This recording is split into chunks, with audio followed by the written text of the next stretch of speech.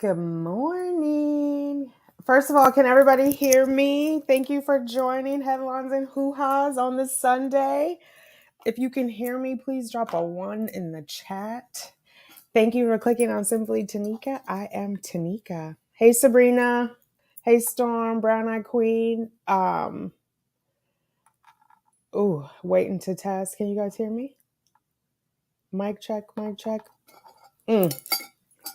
Thank you, Chastity. I appreciate you, sis. So welcome, everybody. I hope everybody is doing well on this fine Sunday morning. If you are on the replay crew, not watching it on Sunday morning with us, drop a blue heart in the comments. For everybody who's here, I'm glad you are here. I'm going to shout some people out. Wearing skirts, dairy, or diary. You are excited to hear that. Me too. I want to talk about it. We might have a special guest who is also in the article. I've asked her to join at 11:30 or 10:30 her time. She does have 3 under 3, so we're going to give her grace. Hey, Jazz Fame. Good morning. Welcome. Yes, Chasing Rainbows, you've made it. Brown Eye Queen. Good morning. I see, Brown Eye Queen, you are on the verge of testing or not to test. That's a rough one, sis. When I started, I couldn't stop. So trying to wait till Thursday. This month could be it. Ride out as long as you can. I don't know. Storm is saying happy Sunday to all. Sabrina is here. Test1229 is here. All right. Everybody, we are in here. We have 34 people in. If you are here and you like what you are hearing, please give it a thumbs up. It helps the algorithm alert other people that there's a good conversation going on and they should hop on over here. So I appreciate you in advance for that.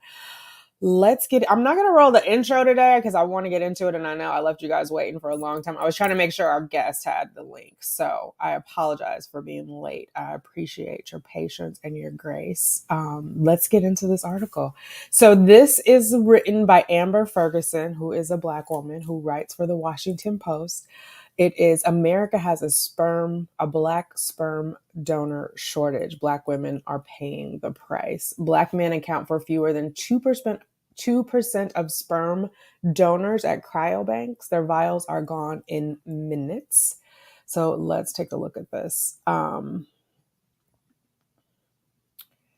This is a lovely picture of a woman. Reese Brooks and her daughter Zuri eat ice cream together at U Dairy Creamery in Newark, Delaware.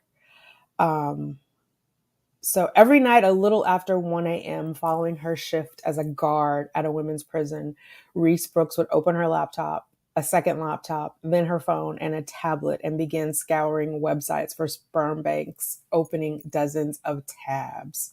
So anybody here relate to that? Drop a 2 in the chat if you have been searching for a sperm donor. You guys know I am a double donor IVF. I don't know what to say. Patient, I guess. I am currently 8 weeks pregnant with double donor created embryo. So donor egg, donor sperm. My donor is his celebrity lookalike is Jeffrey Dean Morgan. So anybody who'd watched Grey's Anatomy, you remember he was the one that needed the heart transplant. That's what my donor looks like. Obviously not a Black person. So is there anybody else here in the chat who has had to drop a 2? Okay, wearing skirts. Daisy, Chastity, Latundra is saying yes. Okay, who has been searching for a donor? So you guys know there is definitely a shortage. So she has all these tabs open, right? So we've been there. The websites offered hundreds of potential sperm donors, allowing Brooks to, and you know what? I'm going to put the link in the chat in case you guys want to reference this later. You want to read it for yourself, just so you have that information. Definitely support Amber and her, or am I renaming her? Oh my God. Yeah, it is Amber. Okay. Because I'm prone to rename some babies. Okay. The website offered hundreds of potential sperm donors, allowing Brooks to select for movie star looks, height, and hobbies. But when she filtered for Black or African American donors, her options swiftly dwindled. The cryobanks gave Brooks a chance at motherhood, but they couldn't provide what she wanted, a Black sperm donor who could give her a child who looked like her and shared her culture. I'd say I spent 40 hours a week looking for a donor. Altogether, I think I searched more than 800 hours, Brooks said. But when it came to a Black donor, she said the choices were slim to none. 40 hours a week, that's a whole job. You know what I'm saying? So it's kind of sad that it becomes a job for us, especially if you are just determined to have a Black donor. I think at the end of the day, you have to decide, here are the attributes I'm looking for. And then you have to rank, like, where does race rank on that list of attributes, right? Cryobanks reported that the number of Black women seeking their services to conceive rose sharply during the pandemic after increasing steadily over the years. Black women between the ages of 35 and 45 are far more likely to remain unmarried than women from other racial groups, according to the latest census data, with 44% of non-Hispanic Black women unmarried compared with 16% of white women. That's a huge difference. Why do you guys think the pandemic spiked the increase in Black women seeking to conceive on their own? Let me know in the chat. I'm curious what you think. Black sperm donors represent just a fraction of available supply. So you have 44% of these unmarried women, which they could be unmarried and be in a same-sex relationship. So I just want to call that out. But either way, they're not married to a woman or a man. They are single, or they identify and report it on the census as single, technically. Black sperm donors represent a fraction of available supply, fewer than 2% at the country's 4 largest sperm banks, according to an analysis by the Washington Post. And so you can see here, number of sperm donors by race at the 4 leading U.S. sperm banks. 391 were white, 12 Black. That's daunting. That's daunting, especially when you figure only 16% of white women are unmarried, right? So the reason they would need a sperm donor is if their husbands were, for some reason, had fertility issues. Whereas for the Black women, they're going to need a sperm donor because they are without a husband or without a partner.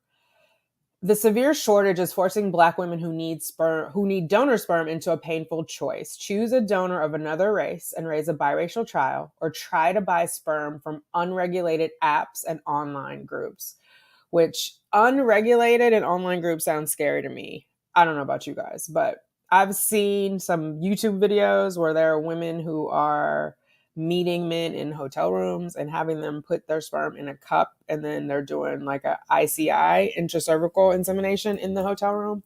That seems risky to me. Like, how are you testing this dude's jizz? Pardon my French. You know, I don't know. I'm just, listen. Oh, yes, we are live. We are live, Brown Eyed Queen. I see Black women donors are also hard to find.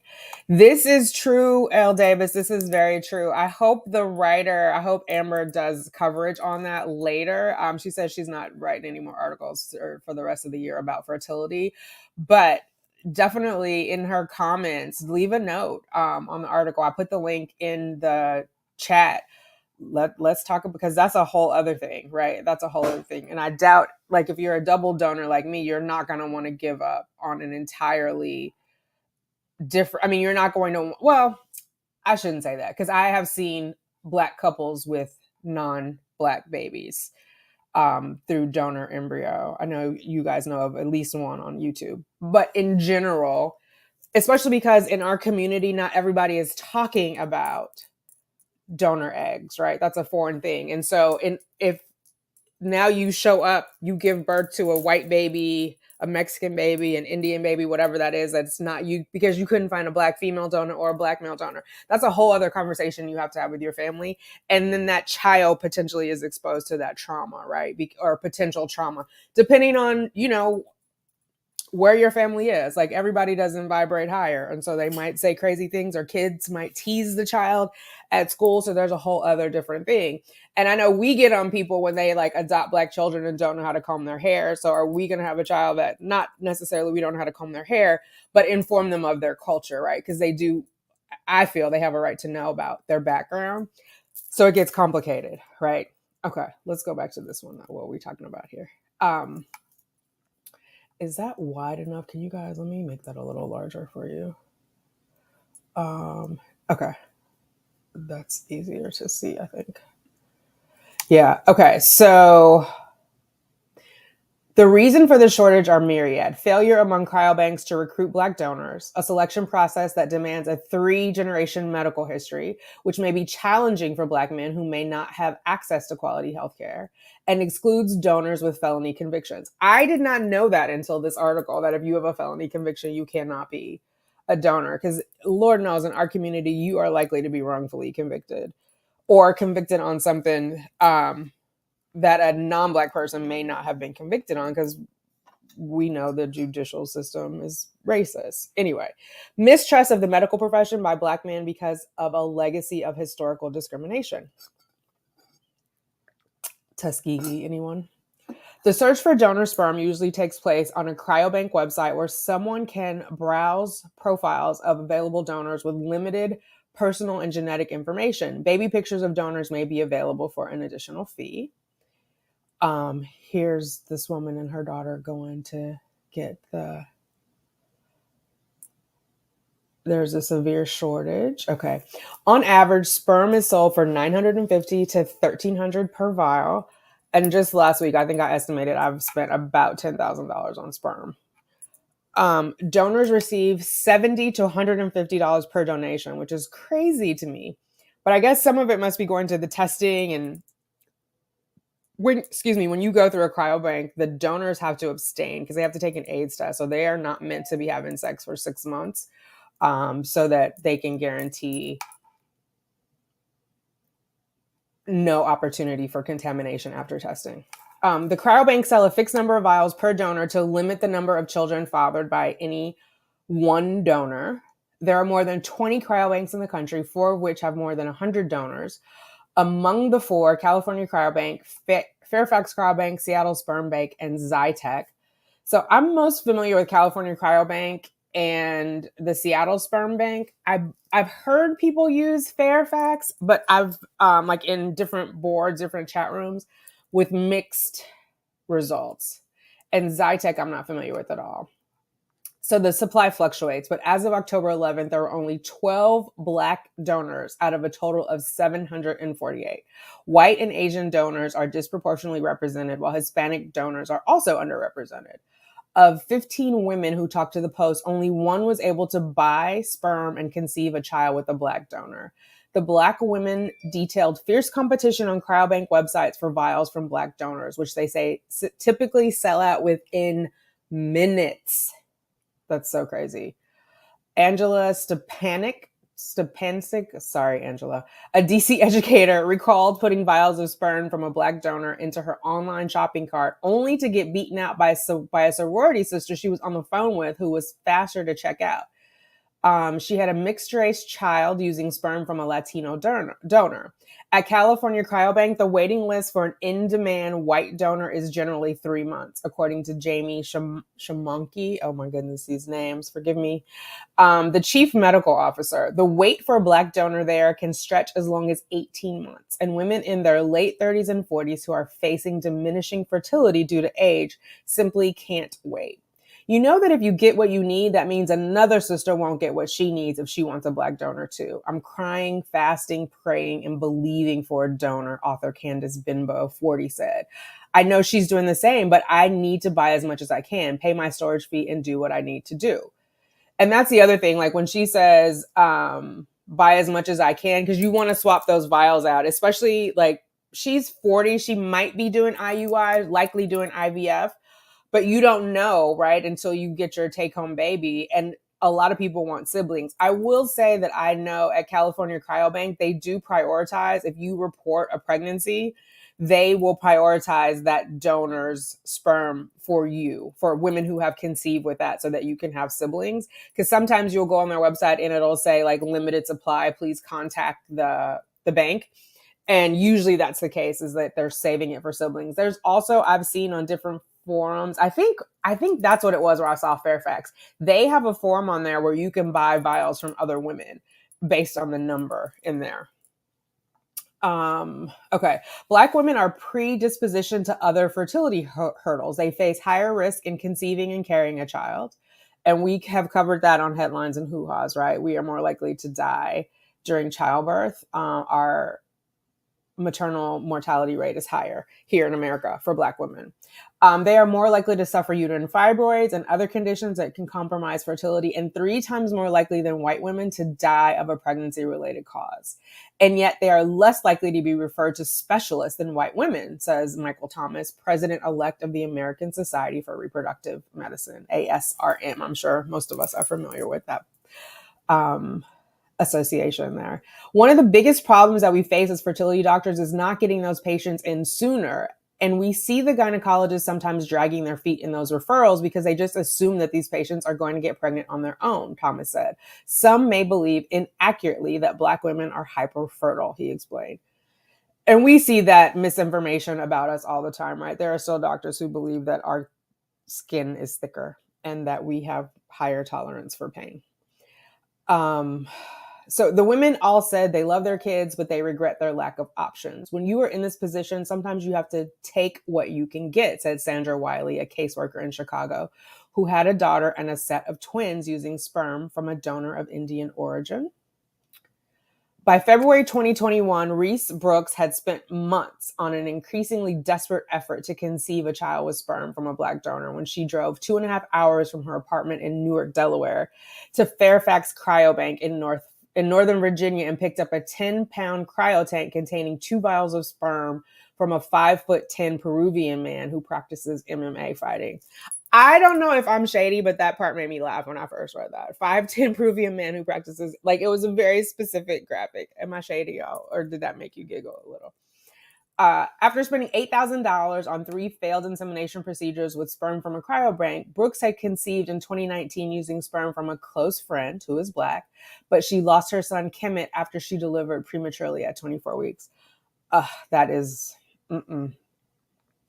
hard. That's got to be hard. When Reese felt ready to try again, her friend was in a new relationship and didn't feel comfortable being her donor.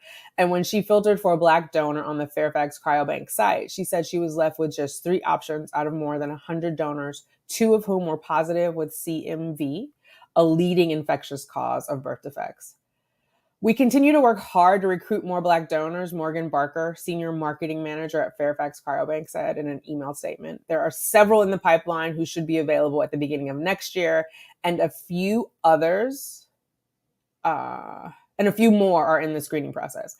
Brooks said she had to take race off my wish list and start to broaden my search if I wanted to be a mother. She and her girlfriend at the time started looking at Latino donors, arguing often about which donor to choose.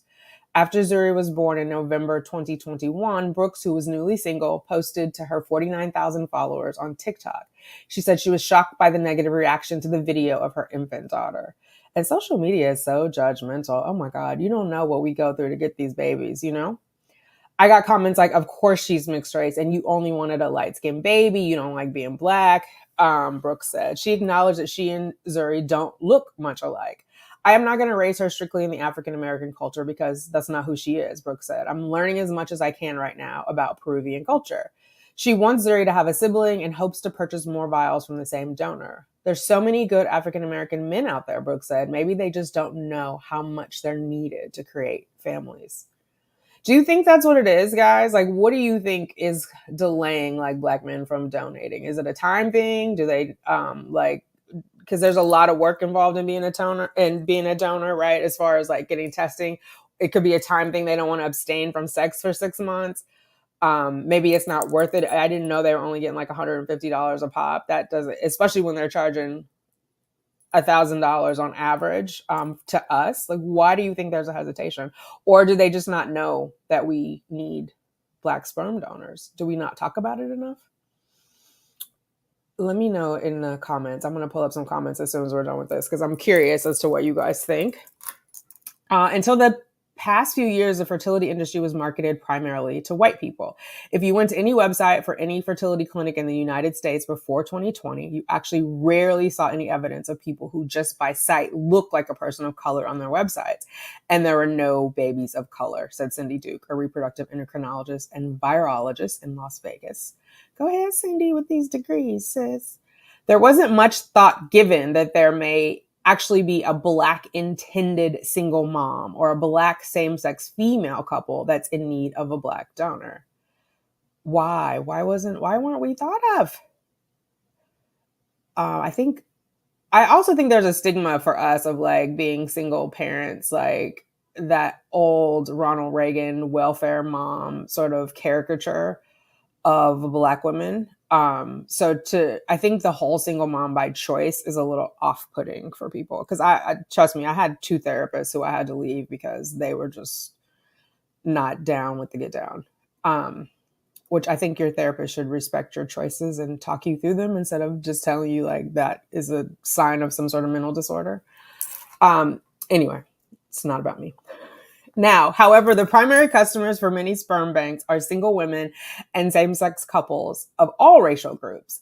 At the Sperm Bank of California, the country's only nonprofit cryobank, about 20% of calls come from Black women, according to program director Kenya Campbell. Experts say the expansion of fertility insurance benefits is helping more women freeze their eggs and conceive children through reproductive technology.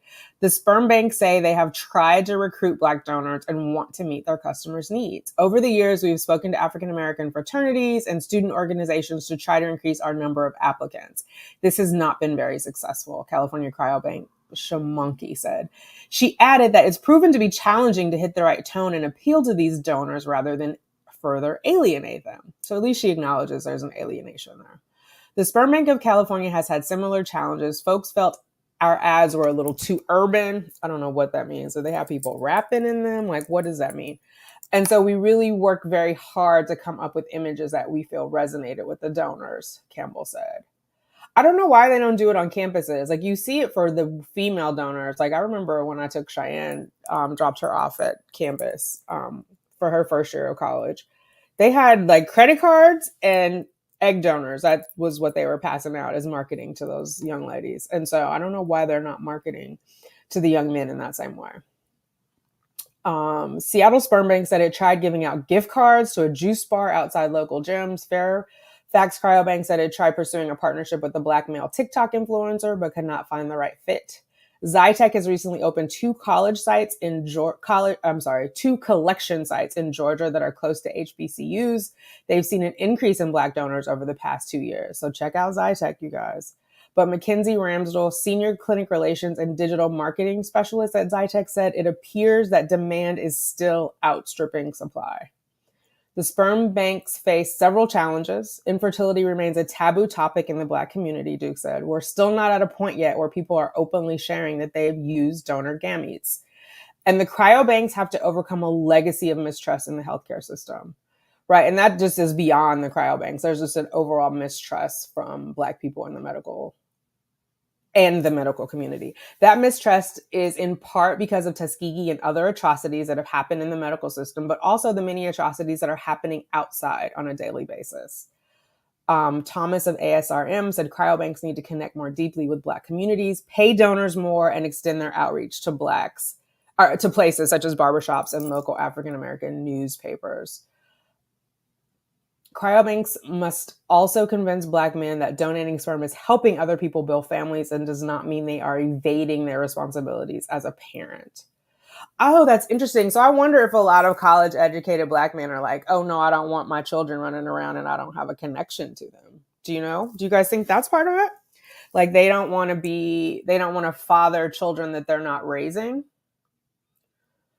It has been drilled into their psyche that Black men are not good fathers. They're absent. They don't go to the doctor. And now you turn around and tell them that they should now trust the medical industry with their genetics and help create children they aren't going to see. That's a big obstacle, said Regina Townsend, founder of the Broken Brown Egg, an infertility nonprofit organization for Black women.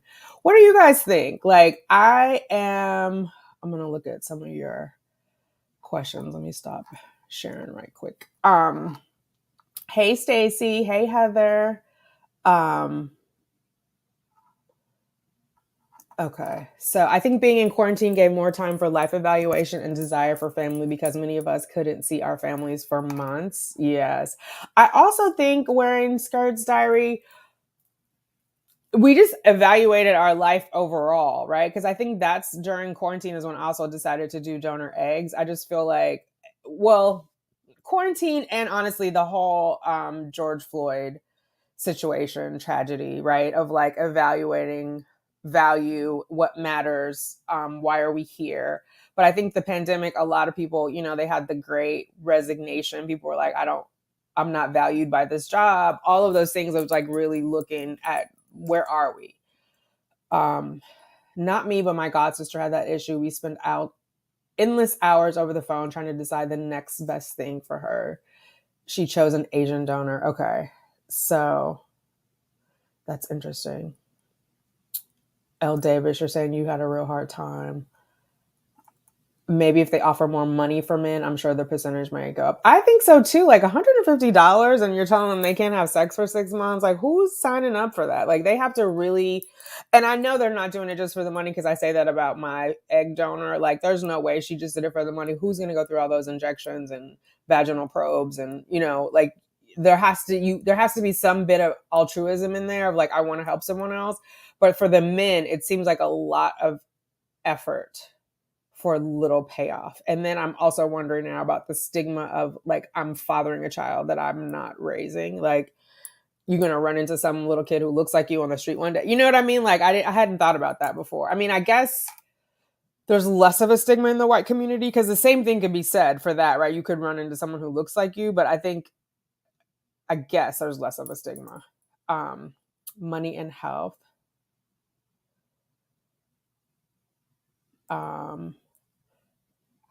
My sister used California sperm. Not sure if she knows that. Yeah, Mina. One of the therapists was like, "Oh, you want to have a child alone because you, as a single person, because you want to guarantee you're never in a relationship." Which does that mean nobody's gonna want me because I have a child that, as a single person, like that is so shitty. But you know what I mean? It was just like you have to know when to fold them. Know when I had to move on from those therapists. Women get thousands for egg donations, men get hundreds, and white women get more than black women for egg donations. I do have to call that out. I know people don't like it when I mention race, but I'm here for equity and equality. So why?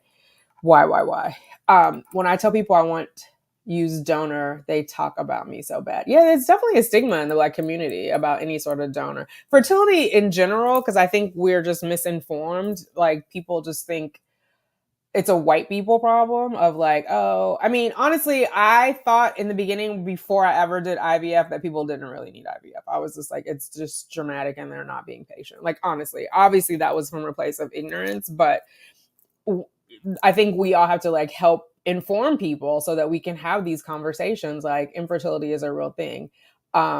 And there was someone who told me like on Facebook who was like, you know, you don't have an infertility issue at your age. You're not supposed to be pregnant. That's not an issue. And it was like, oh, okay, sis, I still want a baby though. So that's technically an infertility issue because I still want a baby. So, you know, to each his own. I tried to convince my partner to donate his sperm. He declined. I asked him why. He said he was apprehensive about the process, felt weird knowing he would have random children out there in the world. That's what I'm wondering too. Is it like, yeah, you just might run into your kid one day. I think it's because they're not paying enough for donor sperm. If the price was higher, more black men would show up. Okay, June, that makes sense. I think the $150 is ridiculous, and it said 75 to 150, especially given what we're paying for it. And so, hey, Shauna. I like that, Mama Nika. Okay, let me get back to this article. But I was curious. Like, I just am like, something. It's a fly in the buttermilk. Okay. Sperm banks said they are also bound by FDA regulations dating to the HIV/AIDS epidemic of the 80s and early 90s that prohibit donations from any man who has had sex with another man within the past 5 years. Which, if that is not homophobic, I don't know what is, because a man could have sex with a woman and be HIV positive. Like, this is some bullshit. I'm sorry. That makes no sense. Campbell said that over the past 3 years, 10% of the 2,000 sperm donor applicants of the Sperm Bank of California were disqualified because of the FDA ban. So imagine if you're in Georgia, right? And we know there's a higher population of LGBTQ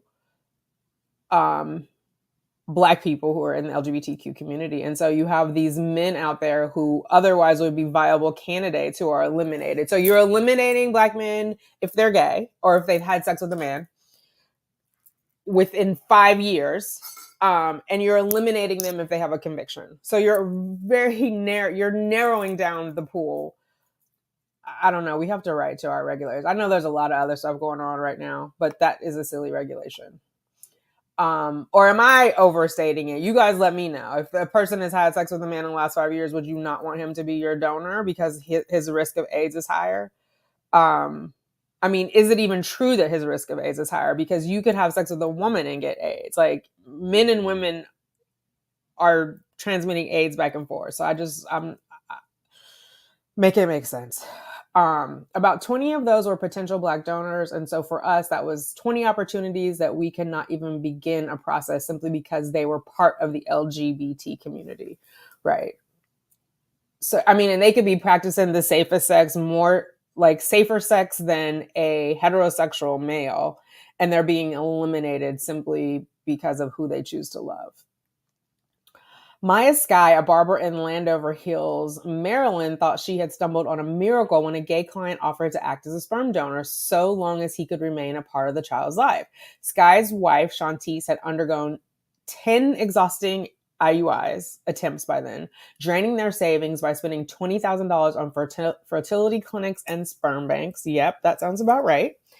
The couple searched online for parental contracts about splitting bills, schooling, vacation times, and custody, and set up a group chat.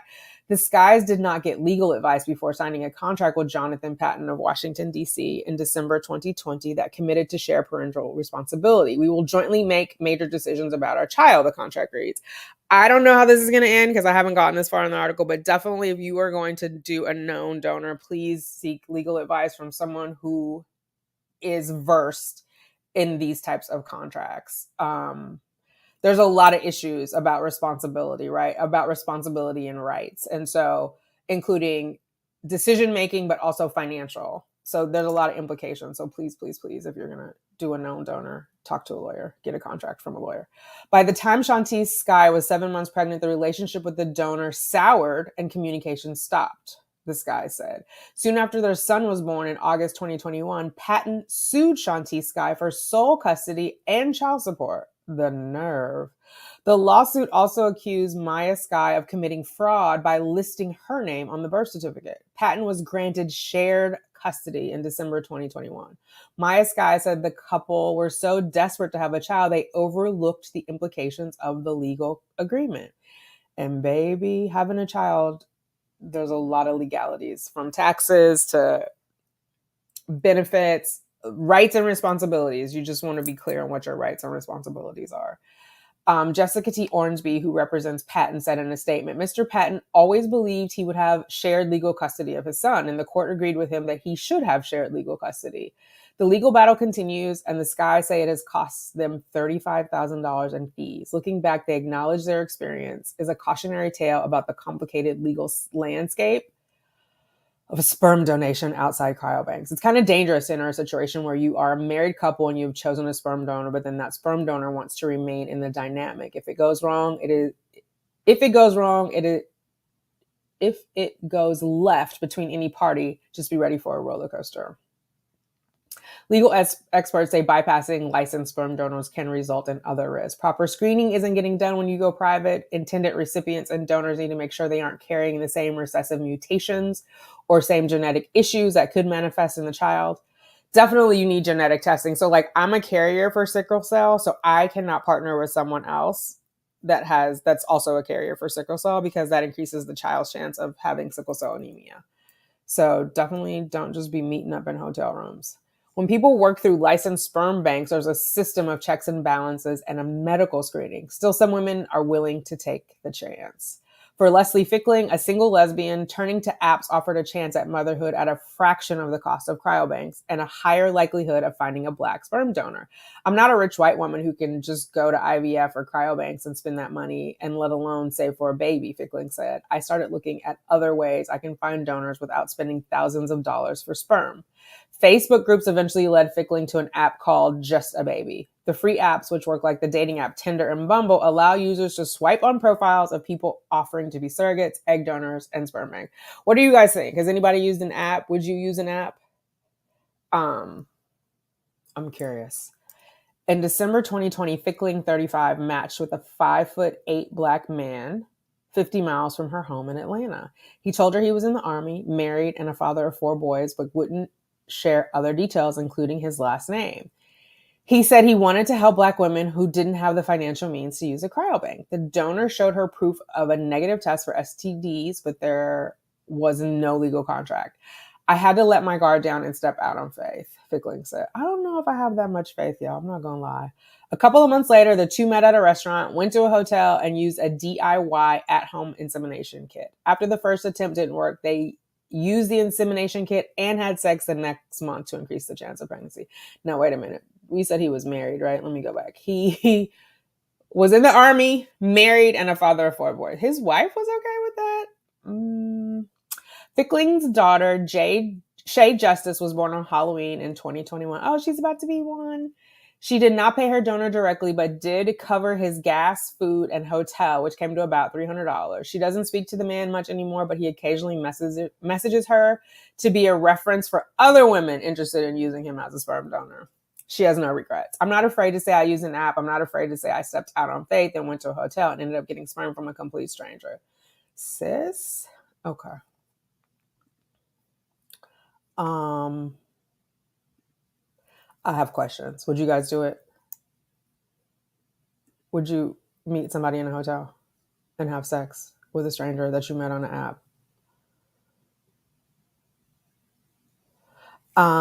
When people do donor eggs, do they explain to the child when they grow up? I hope so, Jazz. I mean, I think it's a personal decision, but you have to go through like a psych consult. I'm going to say for donor eggs and donor sperm, I hope that there's that conversation because, I mean, it's human nature to want to know where you came from. And so there are studies, there are books of children who have grown up. So donor egg is not new specifically. What they used to do is the man would have sex with the surrogate. Or they would inseminate the surrogate. And so that's how you got a donor egg, like back in the day.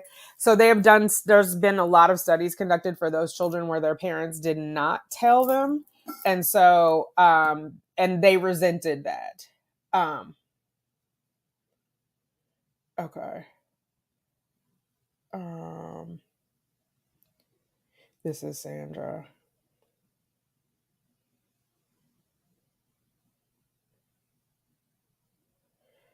She said her camera's not working.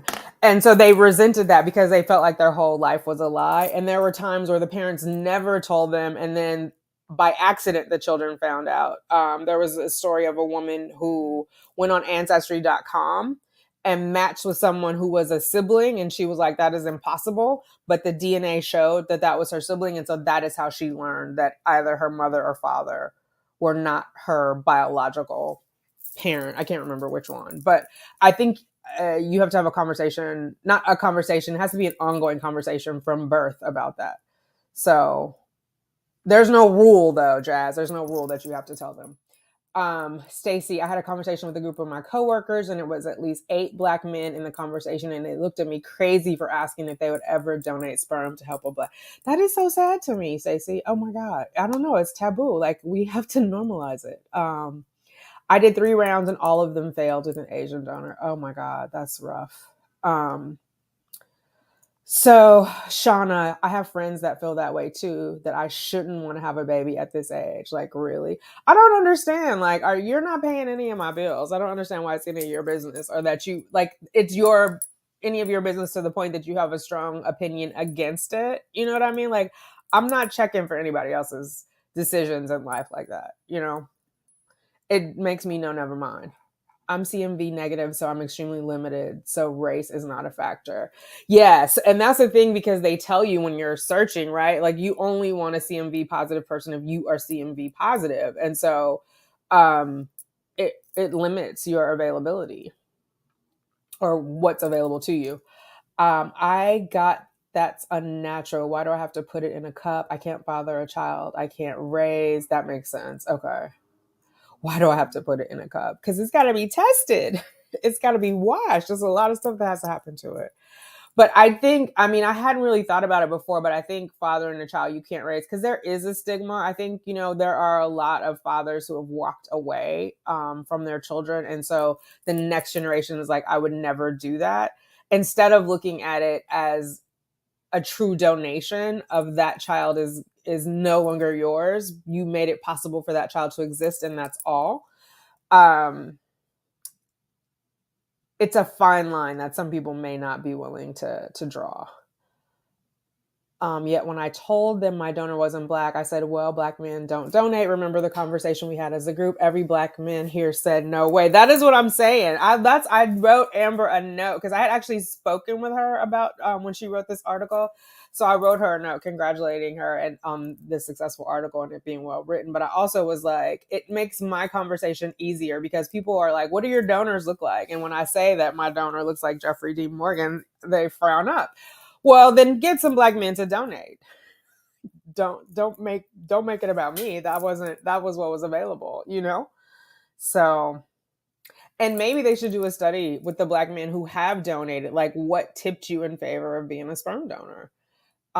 We have a history of medical racism in our community. That is so true, Sunshine, which I think plays a part. If you're used to being treated poorly in medical settings, you're less likely to go for something elective, right? And you're also giving away your DNA, right? So I think, especially for us, I don't mean to laugh, but us, the criminal justice system and the medical system, and you put DNA in there, that's like a whole other thing. Like now your DNA is being tracked somewhere ostensibly.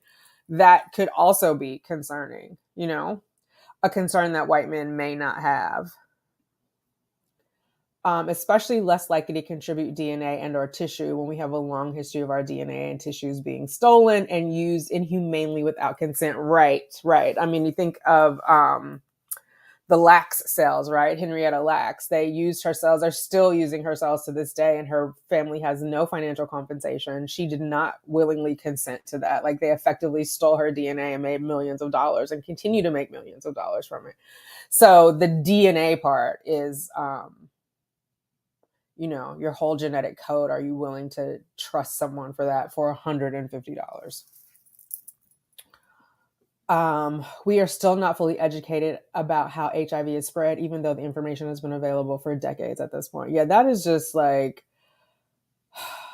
pure ignorance with the whole HIV. If you've had sex with a man in the last 5 years, you could have had sex with a woman yesterday who was blazing positive with HIV. So, but you're eligible. You know what I mean? Like, come on.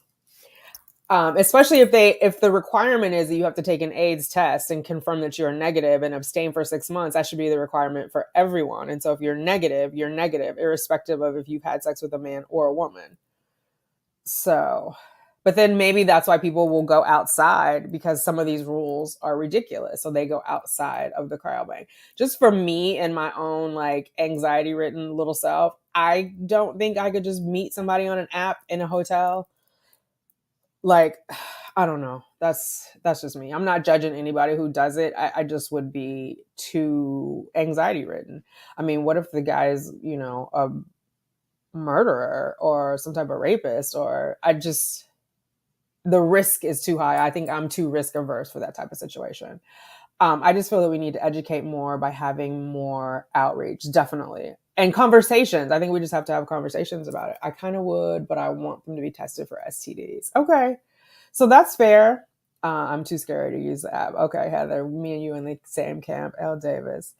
I don't remember what that one was for. Yes, he did. What? Oh, yeah, he was married in a unicorn situation. I mean, it's being done every day. I'm just saying, it really is. I mean, listen, if we had been better informed about our fertility in school, we probably would have made different choices, because they made it sound like somebody could sneeze on you and you can get pregnant. I mean, many of us have had unprotected sex with, well, I'll say I have unprotected sex with people that I could have known better. Let me say it like that. So it's not like I'm opposed to it. But when someone is on an app actively doing it, I'm assuming he's having sex with multiple women, just like he went there and had sex with her. He's married, so we know he's having sex with his wife. She's referring him to other people. That's when it gets a little scary. You know what I mean? Like for me. But I'm older now and I'm more risk averse. If I was younger, I'm and less money, I probably would be like, what have I got to lose? So but I think I would want it in a cup, honestly. I don't know if I would have went for the sex part of it. I think I would have wanted it in a cup. It's just not done as a contract to produce a child. Those are the oops babies. Oh, that is true. That is very true. But when you have the oops babies, you don't have any contract. And so that person can try to take custody of your child or take 50% custody. They can sue you for child support if you make more money than they do. It's all kinds of like shenanigans. I think that was one of the reasons too, where I was like, fine to be a single mom by choice because I get to make the decisions. I'm solely financially responsible. Having had a child where I had to co-parent, and that just gets frustrating, especially when that other person gets married and has a partner, and then that partner wants to be in your relationship, and it's like, ma'am, I didn't sleep with you. I don't know why you're calling me with this. I did not sleep with you. So it gets messy. Um, I will say I thank God for my stepmother. She was always like very kind to me, never gave me any grief. From what I understand from my daughter, her stepmom gave her grief. But my stepmom was always welcoming, was like that, you know, what those grown folks did don't have nothing to do with me. I love you. And that was it. So I was very grateful for her. Oh my God, that sounds so risky for someone to meet up in a hotel room to get a donor sperm. Very scary. Yeah, I'm hoping they have some sort of guardrails on the app, right? Because, well, I guess not, because you see they had the Tinder swindler. I just don't know. Like, what if this dude is a murderer, a rapist, or, you know, like, can I have a friend come? That's what I'm saying. I would do the cup method. Like, we are just not gonna go buck wild and I just met you, sir. No. Mm-mm. You go right in the bathroom. So I might be open to that. I don't know. Because even when you do like an IUI, they wash the sperm for you. Or if you have it from a sperm donor, it's washed because like not all of it, they take like you're just getting sperm. When you're doing it in a hotel room, you're getting the whole semen. Everything is in there. I mean, it works for her and she says she has no regret. So I'm not judging her. I'm just comparing like what my decision would be. I'm glad she got her baby because you know, let's get these babies, ladies. I think we all have to make decisions based on where we are. An app is a no-go for me, Storm said. Maybe it would be appealing to some if they offer the same criteria as the banks. As for testing, genetic, etc., hotel sex is a big no. Yeah. And especially for me, because I am a carrier for sickle cell, you do need some sort of genetic testing. And that person may have like recessive genes that they don't know about. At the cryobank, they do genetic testing. Some they do a more advanced version of genetic testing, but there's some level of genetic testing done and medical history. I will say when I had the known donor, that was hard to get the full medical history. And then I learned things later that I felt like I did not know the full medical history at the time we were doing the IVF. So that gets a little sketchy too. So going through the cryobank, you do get the 3 generations of medical history and who has what. I missed Dominique. Let me see. I had a friend who matched on an app, but she didn't have sex with him and just did an insemination as well, but she got pregnant the first time. That's what I'm talking about, Dominique. So I think if I were to do the app and meet up with someone, it would have to be the insemination, not the sex part. Because then I'm like, what is his real motive, married man, meeting me in a hotel to have sex? Like, is it just to help? You know what I mean? Like, and when you go to the cryobanks, they limit the number of donations. I mean, not the number of donations, the number of vials to limit the number of children. If somebody is doing it on an app, could they have like 50 children? Is this like a Herschel Walker situation? You know what I'm saying? Like what's happening? So yeah, that is amazing. I was just going to mention her. My father has a book about Henrietta Lacks. Yes. Did it without her permission, without her consent. You know what I mean? And so there is a legacy of that, of Black people having their genetic materials altered without medical consent. I just realized this year, like when I had Cheyenne, I had an episiotomy, you know, where they cut your perineum. and or perineum. I always say it wrong. The doctor never asked me if that was okay, and I just learned this year that they're supposed to ask you, and you have a right to say no. I remember her dad screaming, and I was like, "What's going on?" Because you can't feel it because of the pressure, but they're meant to ask you.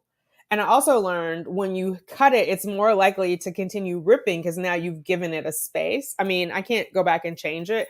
But then also, like, now I know as I'm working through my birthing plan for this baby, I'm going to specifically say I need to give consent. I also don't want to do labor on my back if I'm doing, like, if I'm pushing and not doing a cesarean. I don't want to be on my back. Like, that was the worst thing, with my knees up and people yelling at me. Like, so there's a distrust there. I get that. And I don't know that the Sandra, are you gonna join in? I'm gonna put the link in for you so you can hop on here. Click on that link and then yes, I sent you the link earlier. Okay. Oh, I see it. Hold on. Oh, it didn't go through. It's in the chat, Sandra. I'm sorry. I just realized on here it says not delivered. Hopefully you see that now. And it's in the chat. Let me stop sharing this. So Sandra was in the article that we just, let me see if I can find it again. Let me know if that works, Sandra. Hopefully. I'm sorry. I didn't realize I didn't send it earlier. You guys definitely read the rest of the article. The next one goes into a story about a man who's a quadriplegic. He's a Black man with a quadriplegic who is married to, I believe, a Latina wife. And they're looking for a Black sperm donor so the child looks like them because the husband is Black. Let me see if I can find this real fast.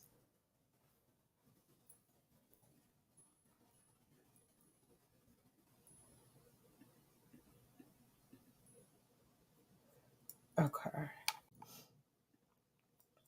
Here we go. So I have it up on the screen so you guys can see real fast. When you are in this position, sometimes you have to take what you can get. Says Sandra Wiley, a caseworker in Chicago, who had a daughter and a set of twins using sperm donor, using a sperm donor of Indian origin. And with that, I'm going to add Miss Sandra to the street. Let me stop sharing this screen. Sandra, can you? Thank you for joining us. How you doing? I am doing wonderfully, wonderfully blessed on this Sunday. Amen. Do you want to introduce yourself to the person that I am listens? Sandra, TTC 45. The reason why I have TTC 45 is because this is the age that I started this process at the age of 45, but I am currently 50 years old. And 50 I and fabulous. 50 What? and fabulous. And I am blessed to say that during this journey, I was successful with three beautiful baby girls. And I am happy to be here and joining in to talk to you guys about this Black donor situation here. So, yes, welcome and thank you. If you guys have questions for Sandra, drop them in the chat so we can get those addressed. So, we were reading Amber Ferguson's article, which we know you contributed to, about the Black donors. And it seems like there's a couple things going on. One, maybe Black men don't know about it, and two, the ones who know about it don't want to have children running around that they're not raising. Yes, What are your exactly. thoughts? And that's exactly what I explained to her when she asked me why do I think that it's a shortage in Black donors. I explained to her it was because I think that they're not educated about it. They're not educated about what it can, what the good or the bad is. They don't probably know that they can do it. And furthermore, I'm not 100% sure if it's that they don't want children running around. I don't think they just educated enough about it because I've actually, after I've gone through this process, I have two adult sons myself. I've actually talked to them about it. And I've actually explained to them one of my sons was, he really wants to do it. And I said, the downside about this, son, is that you may have children out there by many different women. Would that be okay with you? And he said that would be okay. He said, but he would want to do it where the child is able to reach out to him when they get 18 years old. So he would be willing to get to know them. So I just think that they're not educated enough. They probably don't know that they have that option of actually meeting those children when they get 18 years old at the discretion of the child. I just think if they knew more about it, besides the financial part of it, because they really not getting much to be doing that anyway. But some of them that have done it did it for financial reasons. And I was surprised in the article it said like they get $150. That's nothing, especially Nothing, for all the time they have to commit to it. nothing. And then they charge you an arm and a leg for it. And I'm gonna be honest, I asked one of the cryobanks why they charge so much. What did And they say? Because I want to know. they said it was because they do so many different testings on the specimen itself, and some of the testings that they do is costly.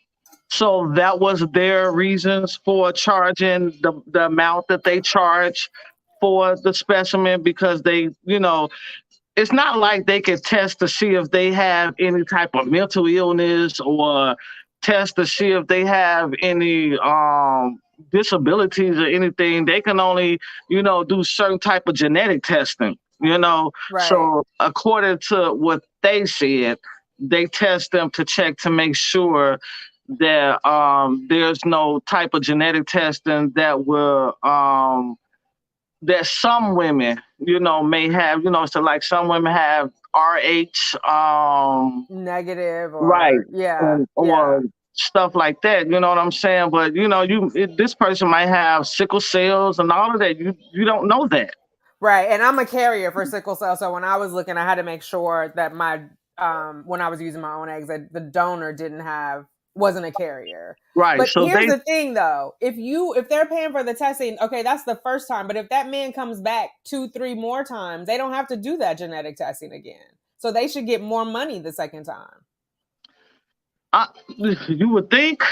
I'm not sure if I mean, they still have to test them for, STDs, and they Right. may not do all the testing that they've done the first time, but some testing they still have to do that, they may not have had the first time, but now have it this time. That makes sense. That makes sense. Right. Um all right, let me So see if that there's was any. their reason they say they charge. Basically, we're being charged for the testing that they're doing. So Right. Right. Yeah, I just wish the men had more. So Storm says, "Hey Sandra TTC 45, great article. I share with a lot of people much needed content." Yes, I it have shared it with is. people too, because when I'm telling people my donor looks like Jeffrey Dean Morgan, and people are like, "Well, what happened to the black people?" I'm like, "Well, exactly. You tell me where they at." Exactly. So I use the Cairo bank, and they're located in, I want to say, Detroit, Michigan. If it ain't Detroit, it's Michigan, but I believe it's Detroit. And they're called International Cryogenetic. Now, I guess the name itself should have rung a bell when I first went to them, but it didn't. But what drew me to them was the fact that when I was going through the donor list, most of the donors at the time were either medical students or already doctors. And Okay. that's what kind of drew me to them. So I had to call and I asked them, I said, is not, you guys don't use anybody else? And she said, no, we only use medical students or law students, or they have to be doctors or lawyers. That's all they chose to use. Oh wow. And Okay. all of their donors were international students. So none of them wasn't even from the United States. So if there were any black ones on there, they will be international black Okay. on there. But when I was going through it at the time, I didn't see any. The closest that I felt was to black was Indian. But at the time I made the choice, I didn't know there was a difference between Northern Indian and Southern Indian. What's the Now, difference? The skin color or the what? I mean, skin I'm sure color, it's the more than that, skin but okay. color, Okay. definitely the skin color. Now, when I think of Indian, I think of dark skinned people like myself.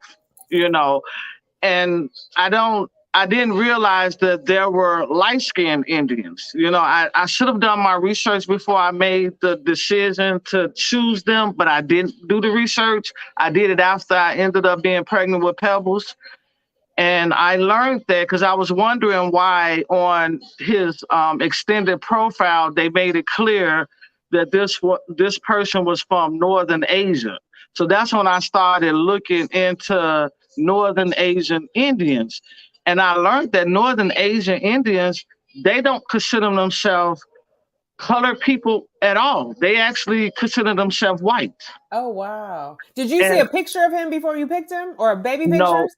Okay. that Cairo Bank doesn't do that. That Okay. Cairo Bank does not do that. But so anyway, I had to call my supervisor. Well, she was my boss at the time because she is an Indian. She's from India herself. And so she explained to me the difference. I said, well, what would the darker Indians be? She said they would be in the South. And so I went and I searched South Indians, and true enough, then nothing come up but dark skinned Indian. Most of them was darker than me. Oh wow. Okay. So that was something that I wished I had known before I made that choice, but at this point it was too late. I thought I'd done my research. I thought I did, but I didn't realize that I didn't do the research enough. So for any of you guys that's out there and you're trying to find a darker complex color, even if they from another international, make sure that you're reading about that particular international because you do have some lighter international and do you have some darker international. So you want to make sure that you're reading, doing your research if you are looking for more darker like I was. Now I did meet my girls Dibblings, Oh, and you I met did? Okay. yeah, and I Tell met their people what that is. mom. Everybody doesn't know what a dibbling is. So a sibling is what we call the donor siblings. Those are siblings that was created by the same donor but a different mom. So we call them dibblings. And they are a lot darker than my babies. They just look like light skinned, dark colored girls with long, beautiful hair. And I was jealous when I saw them, and I did speak to the mom, and I told her that, and she was like, "Well, you got to understand, I'm from Africa, so I didn't know that at the time." She is from Africa. She's a professor at the University of Michigan, I believe, and she is from Africa, so she has really, really darker skin. So that, along with her donor, created more darker children. But I'm not going to deny, I love the color of her daughter's skins. But it don't matter. I love my babies. It don't matter what color their skin is. I just don't want when they go to school that they be teased. 'Cause I have a light skinned daughter, my oldest child, and she was teased a lot because of how beautiful she was. So many girls envied her and was so jealous of her and always just picked on her. And I just Right. don't want that to happen with them. That's That all. makes sense. Yeah. Brown Eyed Queen 2010 says, welcome, Sandra. It's good to hear that you have 3 healthy, happy babies. Thank you for sharing your experience with us. And then L. Davis said, welcome, Sandra. Such a blessing. Hey guys. So Shauna says, so they pass the cost on to us, which is the cryobanks, when we are already paying an arm and a leg for specialists, copays, RE, meds, transportation. Yeah, girl, they in the money making business. They are definitely in the money making business because insurance doesn't pay for that part. Right. So that's one part of the TTC process you would definitely have to pay out of pocket if you're interested in going that route. And I will tell you, I put the first time I bought some sperm, I put it on my FSA card and it went through. Now they questioned me about it later Oh, they because it did. came up like stem cell, but the money was already gone. Oh, So okay. I was like, baby.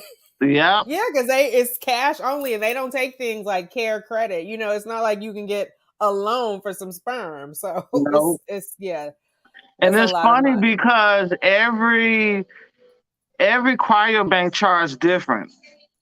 Every Right. cryobank charge different. The most expensive banks is like California Cryobank, but they all offer something different. At least with California Cryobank, you get to have a picture of the donor when they was a child. Some cryobanks doesn't offer that. You Okay. know, my Yeah. cryobank is strictly anonymous. They don't Okay. offer any photos. They don't even offer the child the option to meet the donor when they get to a certain age. I've decided that I'm not going to do a DNA test for my girls. I want that to be their decision. If they want to know who their dad is or try to find out their father's side of the family, when they get to that age, they more than welcome to do it. I don't want to do that, and that may be something that they may not want to know. I don't know. Right. I agree with the cryobanks. If that's a decision that the child wants to make, let them make that decision on their own. Right. Yeah, definitely.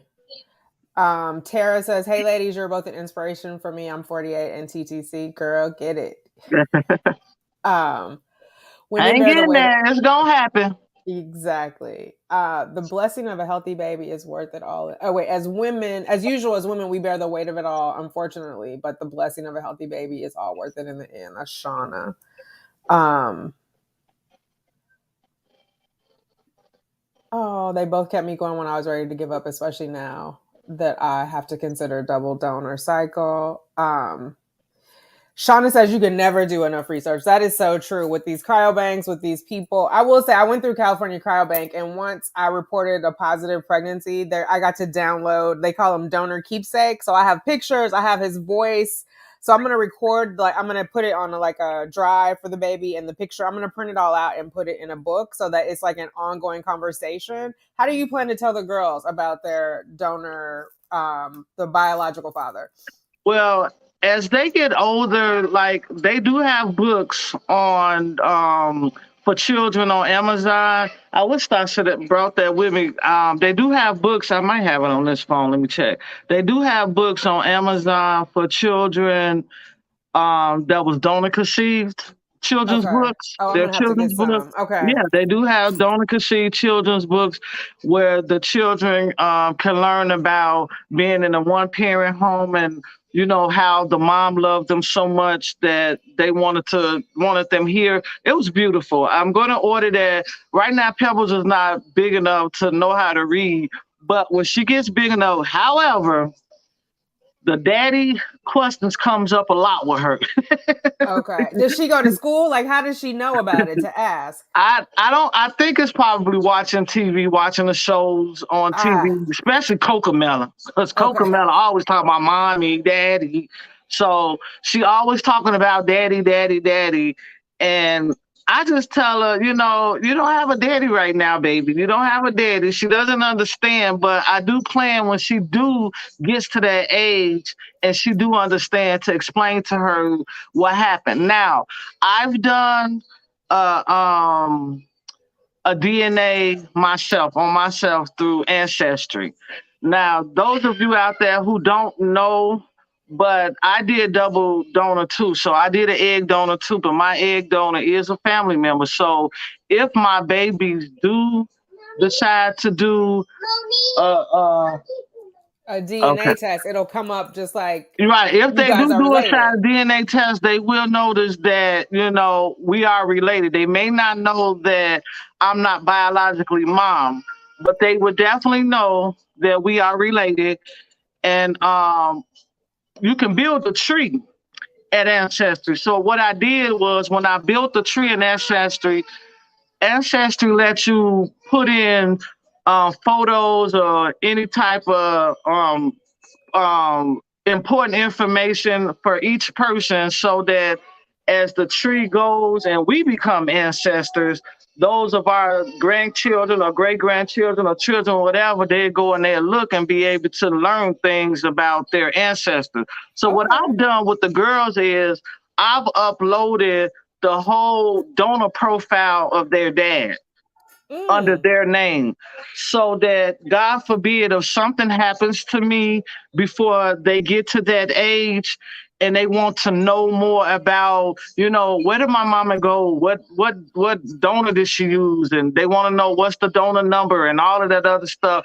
If they build a tree or if they go on to ancestry, they'll be able to look it up and say, oh, here's our donor, here's the information about our donor, we know his number, we Oh, you know. gotta show me offline how to do this. I need to do this. Yeah. So that's what I did. I wanted to make sure that I did that. So if anything happened to me, they will have somewhere to start. Now, one of these days, I'm going to give you guys a video. I'm not going to talk about it now, but I'm going to give you guys a video as to why I felt that was important to do because of my own personal experience. Right. But You guys subscribe to Sandra if you haven't subscribed yet. She's Sandra TTC45. I'm gonna drop her link in there. I gotta find it. Um, yeah, that is good. I'm gonna have to do that. I think that's important. Shar Wright says research is key, but always assume there is a range of complexions within any nation. I'm a biracial Jamaican and very fair skin. On paper, many people would assume a Jamaican is dark skin. Okay. And then L. Davis, our psychiatrist referred those children donor books. I'm gonna have to look. I remember looking at them a couple years ago, but I haven't done it in a while because I was so much in the TTC part, and now that oh, I'm pregnant, I gotta they switch. have some beautiful. I put them in my cart because I want to buy them. The problem is every book that comes in this home, Pebbles get a hold to them, and oh my goodness, we don't even talk about how she uses them. So I want to wait till she gets old enough. But now that, like you said, now that she's in preschool, she's gonna ask more and more about it. My fear was that she was gonna think her brothers were her dad, but honest the truth, she know they her brothers. Okay. But she always say, "I want to call my brother. I want to call my brother." Oh, I'm gonna share your page right quick. Can you guys see that? This is Sandra's page, Sandra TTC So 45. Here's a book right here. I don't know if you can see it. I'm trying to find Oh out. wait, hang on. Let me switch the screen out. Here's a book right here. It's called "You Were Meant for Me," and this is when the mom and the dad is the donor. You were meant for me.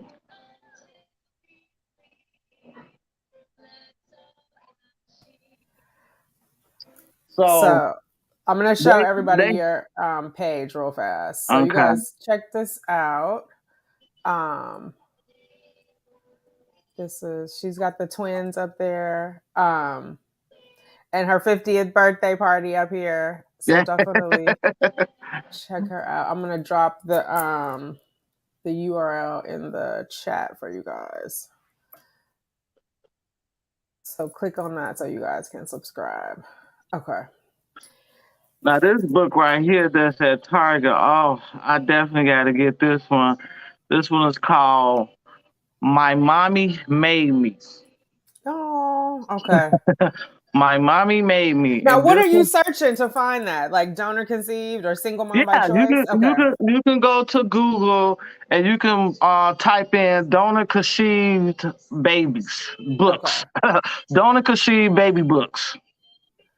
And so Um, they have so many different books that you can read to the children, or if the children are big enough, they can read to themselves. But I think it's important that you start early, so that they won't. Because I'm on a lot of different. I'm on a lot of different Facebook groups about donor conceived children or sibling registries, all of those, and I'm looking at both sides. I'm looking at the child side as well as the mom side, And a lot of kids out there, they're okay with being donor conceived, but I noticed the ones that are more okay with it are the ones that were told about it in advance. You Yes. know, if you tell them about it in advance, they okay with it. They like the fact that their mom loved them so much that they went through all of this to conceive them. And the mother gives them, you know, information on where to start to search. And they're putting in their comments, you know, I want to search for my you know, the donor, Biological, but I yeah. want them to know that, you know, my mom is still gonna always be my mom and my dad, you know.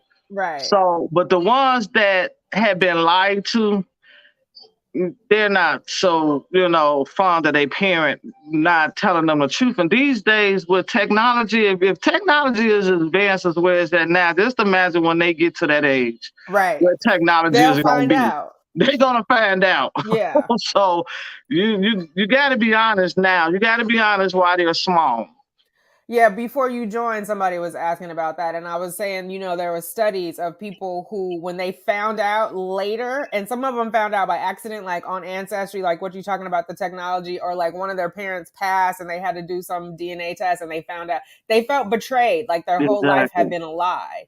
Yeah. And so it just, and I think sometimes, back in the day, it was different. Everybody wasn't even talking about assisted reproductive technology. So I think it No. was like they thought they were protecting their You're kids and right. they And didn't want to have they that never stigma. knew technology was gonna advance like this where the child Right. would ever find out.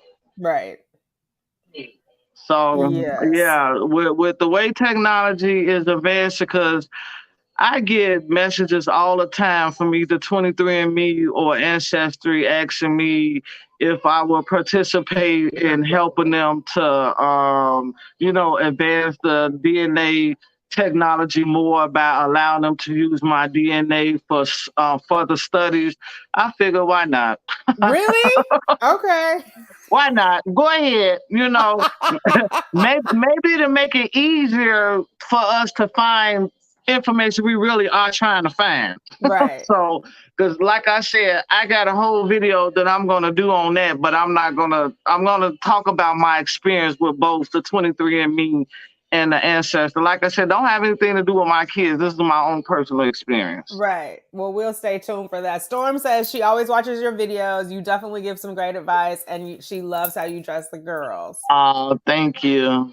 Jazz says she's already subscribed. Mina says they're such beautiful children. And Keta said, I got the P, that was me.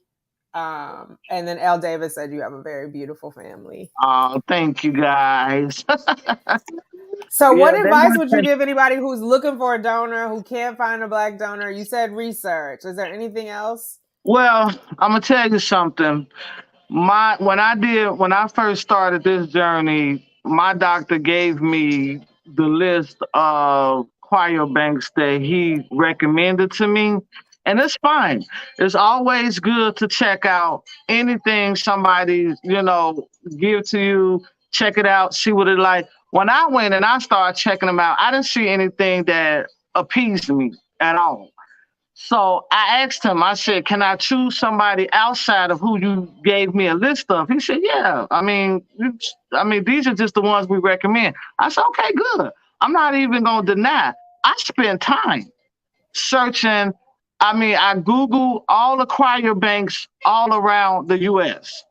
And I went and I looked up a whole lot of them because I wanted to know what appeased me. What, you know, if I found a Black man, what was going to be in his profile that was going to say, okay, I want this guy right here. I want him right here. Not just any Black man just because he's Black.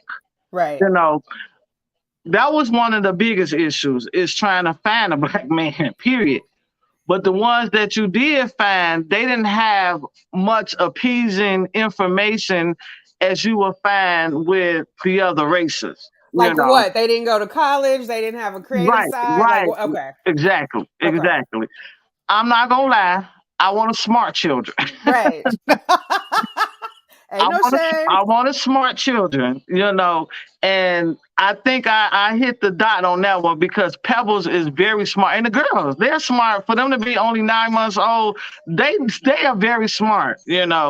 But so when I came across International Crowd Genetic, oh, it just got me when they say all they use is. Now I did feel bad for the ones from the outside because I did go and Google because I wanted to see, I wanted to see what experiences other people have had with them. I wanted to see the any of the reviews people left, and there was a lot of men on there was very upset because they wanted to donate with them, but what did not meet the criteria that they wanted to donate with them, and they gave them bad reviews, was saying, I don't think it's fair that all you choose is medical students and lawyer students. I mean, some of us have other good, quality, good qualifications, good jobs, and the lady or whoever that responded to them told them that's just our preference. This is what we Right. choose to do. And there's other You vets know, who don't. So now we got to know: do the girls have a lawyer,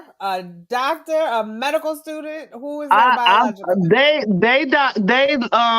their donor is actually a doctor. He's an Okay. MD. Okay. So they don't. And then when I ordered the extended file, he came from a family of MDs. Like his mother, not his mother. His mother was not an MD, but his father was an MD. His grandfather was an MD, and his sisters, some of his siblings are, but his mama, she wasn't an MD. Okay. So he came from a family of doctors. I just dropped the link in the chat. Uniquely Ursi is on here. Uniquely Ursi, if you want to join in, click on the link because you also have your you use donor sperm. I'm not even sure if it's black or not, but I would like to hear about your experience and share it with the ladies. We got 3 double donor moms on here. Hey. And I will have to say, Sandra, you paved the way because, as you know, in the beginning, I was hesitant to do a donor egg. I was like, I'm going to write it out to the end and then I'm going to walk away. So definitely, you I mean, were you a know what? trailblazer, and I saw your success. I applaud you for trying with your own, and I would say that to any of the TTC sisters out there. Don't let these doctors tell you you're too old. If you've had children before, now if you didn't have children before, it's a different story. I would say avoid all that heartache and go straight to using donors. But if you've had children before and you never had no problem having children, at least try it on your own. You ain't got to try, so many times. Just try it once or twice and it's it. I tried 2 times and I was going for the third time until I ended up losing my ovary in the process. And I said, that's it, I'm done. Let's go with the donor. Woo! Oh my goodness. Yeah, that is. I'm So trying to yeah. see if Ursi's gonna join. Oh my god. I'm trying to type and do too much at this point. Deontay. Deontay. So if you want to join Kayla. Ursi, click on that link in there. Tara saying, awesome. This is awesome. Just what I needed today. I will say, how long did it take you to find how long were you looking for a sperm donor before you settled before you selected? Actually, it took a few months because I didn't know until I was 45 years old that this was even possible. That's what I'm saying. We're not educated enough about this. Because Right. I'm gonna be honest, I didn't know that this was even possible until I was 45 years old. And so once I decided, okay, I'm about to go and try this. I'm try to become. I didn't even know the name single parent by choice until I came across Tanika TTC channel, and that's Right. what I Me learned about. too. It was her That's and when I learned about single parent by choice. And so I asked my OB about it. And he said, well, that's fine, but I ain't gonna be the one to help you do it. I send you to the specialist and let them do it. So the specialist turned out to be the fertility clinic. And so they explained to me, yeah, we do help single parents become pregnant. And he did explain to me that I had to choose a donor, but I had so much time in between the time I learned about it until the time I had my first appointment to start looking into it. So I would say it took me maybe 4 months Okay. before I settled down. This is what I'm going to do. This is Right. who I'm going to choose. I And love it. I nailed it down to three different people.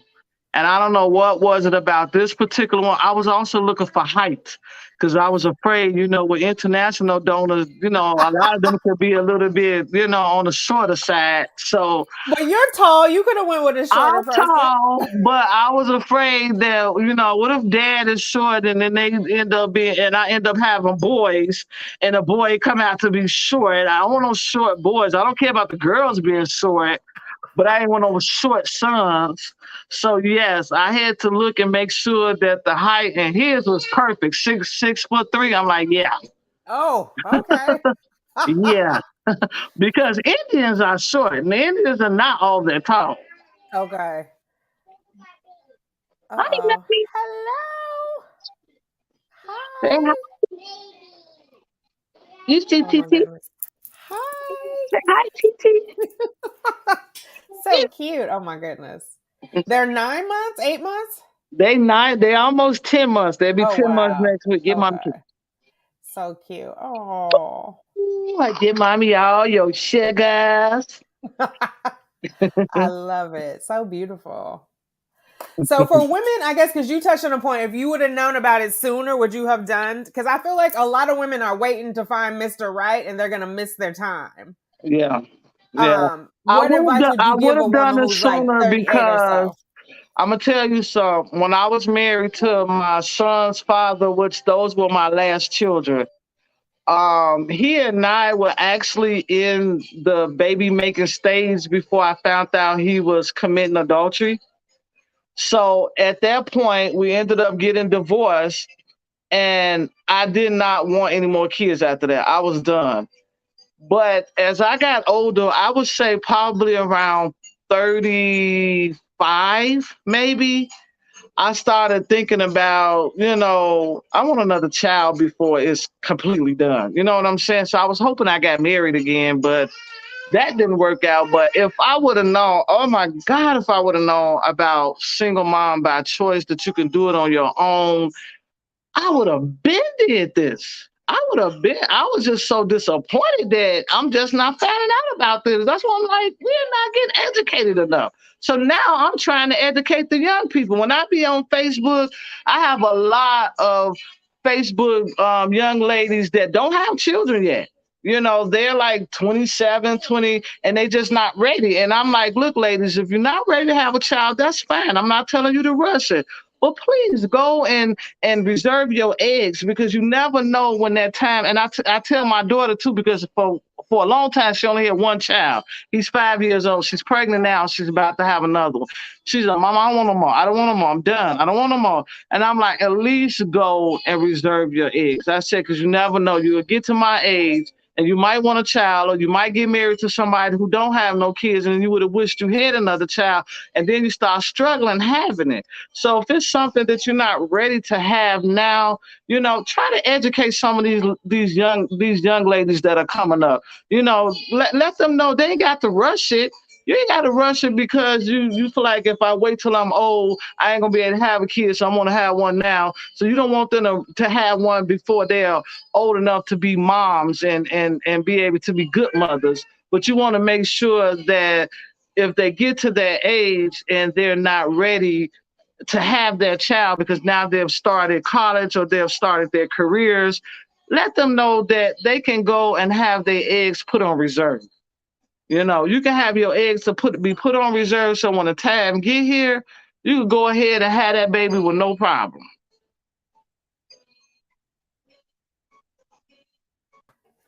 Tara is saying she tried her own eggs at 41, 42. It took her a few years to warm up and pay for donor eggs. Should have done it sooner. Yeah.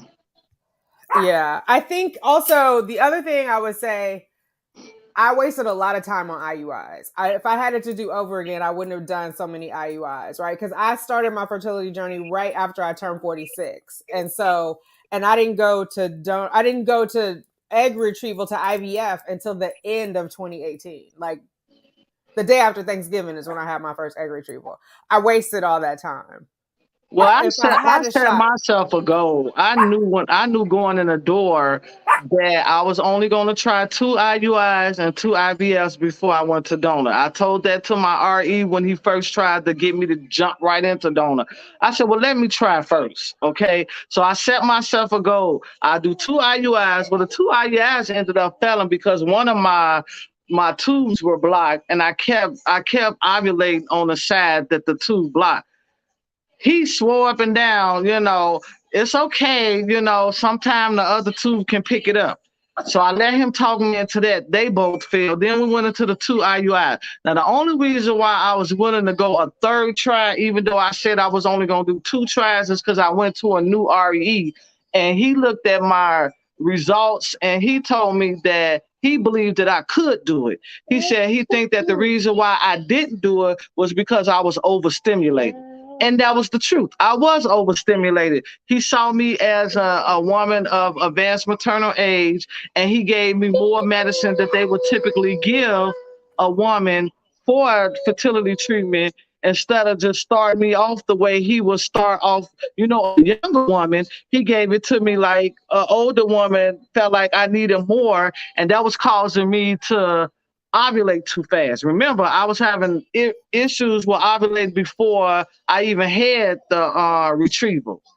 right, So he thought, okay, I think we can do this. So I said, okay, well, let me give it third try. This is the last time. If it don't work this time, but then during the process of being stemmed, I ended up developing a tumor, and that tumor got so big till it wrapped around my ovary, and they had to end up removing it. So I never did get that third one done. And after that, I said, that's it. Maybe that was a sign that said I should have stopped after the second one.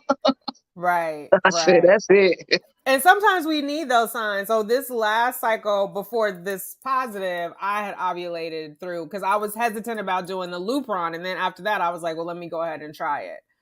Um, Tiffany said I had 3 failed IUIs at 38, 39 pre-COVID. Definitely a waste for me. My RE suggested donor eggs for me also.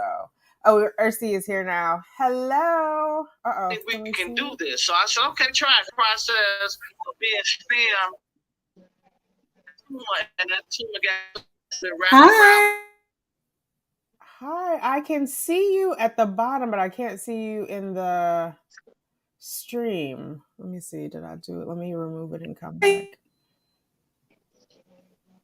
It might be the connection. Oh, there we see you now. Ovary, and they had to end up removing it. So I never did get that third one done. Oh, it's on delay because I just heard Sandra say the third one done. That's what you were saying before. You might need your ear. While you do that, I just want to read a couple of these. So someone said, I also want to say that Ayla and Caleb here on YouTube also did embryo adoption and have 2 beautiful girls. So I do want to make the distinction, Andrea. Embryo adoption is different than what we did, right? We had 2 donors and we mixed them together and created an embryo that is just ours. Embryo adoption is usually a family that had additional embryos that they did not want to discard. And so they've already had the children that they wanted to have.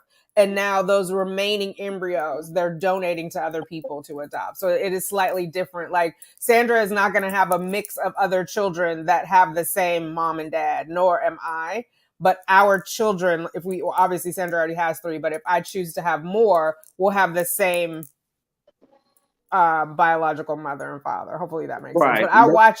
They would be whole siblings. Right. Exactly. Okay, I'm gonna look at this. RC is getting reconnected here.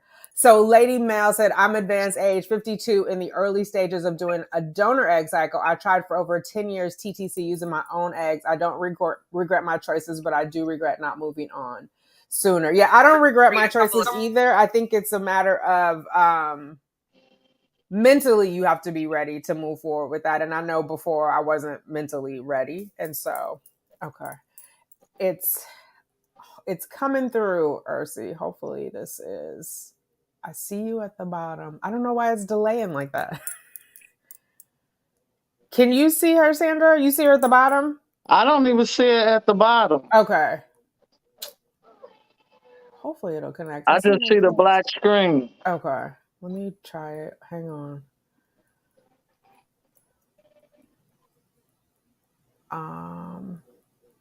It's frozen down there. I think it's the connection. Brown Eye Queen said, as a personal choice, I would probably just live alone if I couldn't conceive naturally. My finances just don't allow for any technological advances. I wish it did. And finances And I may really change. think that they should change that. I am glad to be in the state that I am because in my state they definitely support reproductive, and I live in one of those states where fertility treatments is required. However, they don't require them to pay for it like at 100%, but they do require all the jobs to offer that with insurance.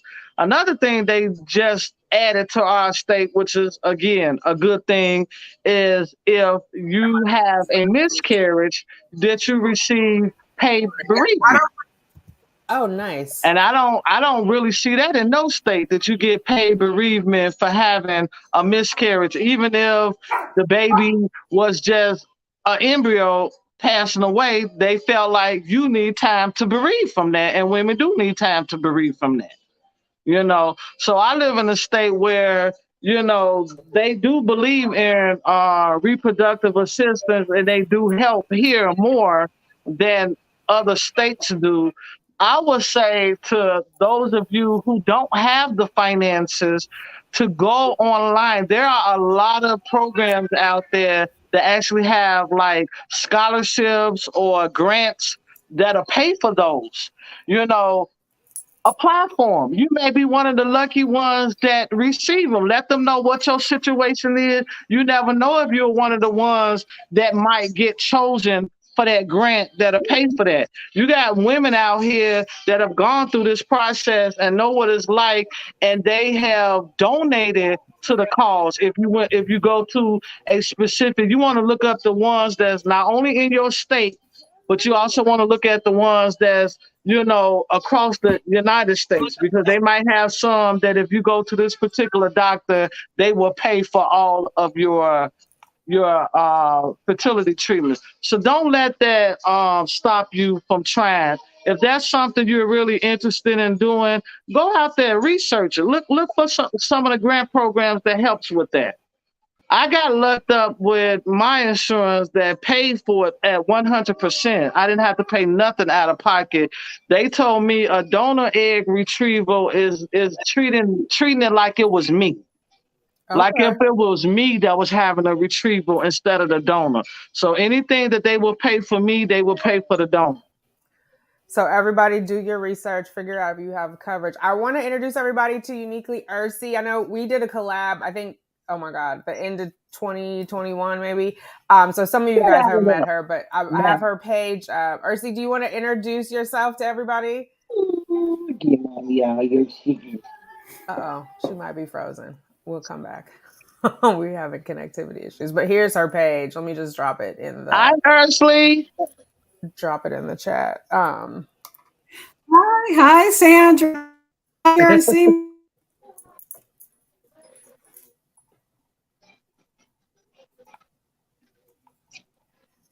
How you do?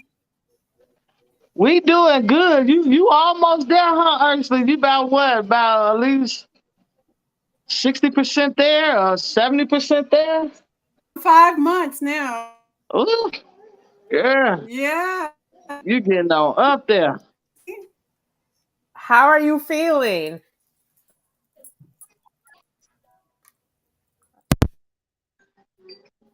Oh, thing is this little baby is she's so busy. So, can you hear me? Now we can. Great. Hi, ladies. Hi. You all right? Do you want to? Mm. I saw in the chat you have a You black give donor and he mommy went all to your Zytec. kisses. He give mommy. You want to tell us about what that Give experience was mommy like for all you? your kisses. Yes, I got my donor in 2019. So I looked at first of all, I want to say Sandra, thank you for doing that excellent article and sharing it from the Washington Post.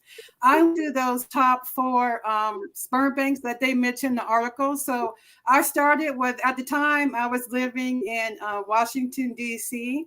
I started with Fairfax Cryobank. And at the time they had the most donors. They had about 20 to 25 Black donors. I also looked at California Cryobank. CNY, which was my fertility center, they gave me a list of donors, like Sandra mentioned. And so I went through the list and I looked at California Cryobank. I also looked at Seattle Sperm Bank, and I mentioned Fairfax Cryobank as well. And Fairfax at the time had the most. They had about 20 to 25 donors. I had been looking for like 2 years before I decided to pull the plug in 2019 and move forward. I had a couple of people that was saved to my list. And then during that time, what I was thinking about before I actually pulled the plug and tried, I group in Washington, D.C., and a fellow member told me about Zytec. So when I decided in February 2019 to go for it with doing with CNY to do a transfer, I did took a weekend, and one of my friends gave me some great advice about how to find me dating way. So you want to look at someone in life and has similar characteristics and traits. So when I looked at the time, California Cryobank, I don't available.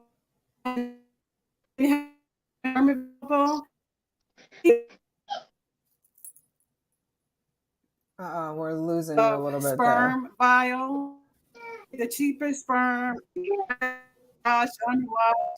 They told me to get an unwashed, one vial, unwashed, the cheapest one, whichever one for it. So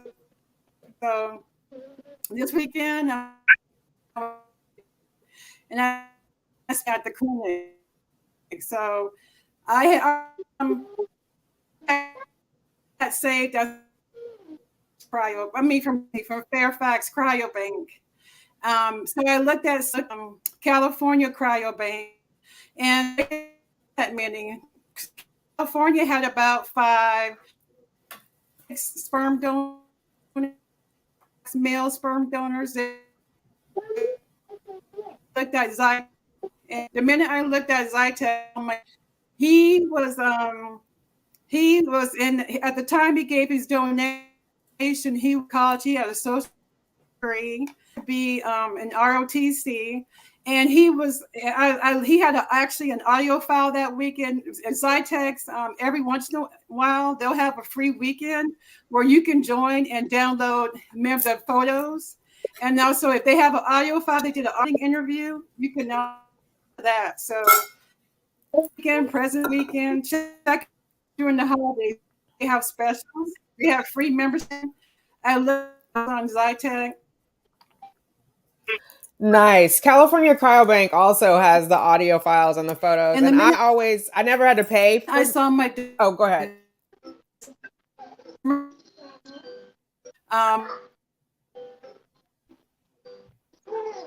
You lost your audio. Similar upbringing, military, travel. Oh, did you? Okay. Can you hear me now? Oh, now I can. Yes. Okay. Yeah. So that weekend when I found my donor, I mentioned that I looked at education, but also the upbringing to me. He was very close with his. He was open to being a known donor when my child turns 18. We had interest. He liked to travel with the military. His mom was a contractor for the government and traveled around. So I listened to his audio file.